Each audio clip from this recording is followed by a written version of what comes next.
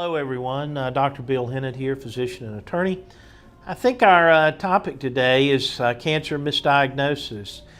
First of all, it's always unfortunate when you're given a diagnosis of cancer, but fortunately in today's world, the treatment of cancer is such that it's progressed to where most patients, particularly with early detection, can do very well. But what about cancer misdiagnosis? What if you actually are diagnosed with cancer and don't have cancer? Or what if you're diagnosed with a certain type of cancer that turns out to be an incorrect diagnosis, either pathologically or anatomically?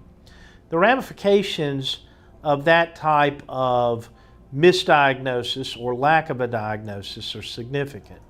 It's important to diagnose cancer timely, and we're going to cover that issue in other talks that we plan here, that is a delayed diagnosis of cancer. But what about the misdiagnosis? There are several ways you can have a misdiagnosis. One, the particular pathology from whatever the organ may be diagnosed incorrectly by the physician looking at the tissue slide obtained when you undergo a biopsy. A second possibility would be that maybe you're diagnosed with a common type of cancer, like cancer of glandular cells, which is called adenocarcinoma, cancer of protective cells that generally cover either the skin or the serosa of organs that are squamous cell, or so squamous cell carcinomas.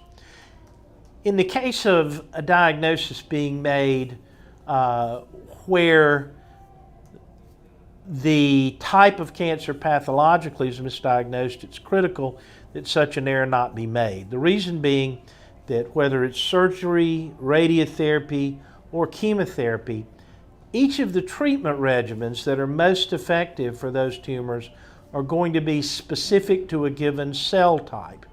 So if the type of cancer diagnosed is not correct, you may not get the correct treatment. And this may not be the fault of your treating physician. It may be the fault of the pathologist who simply called the wrong cancer. Your treating physician is expected to treat you.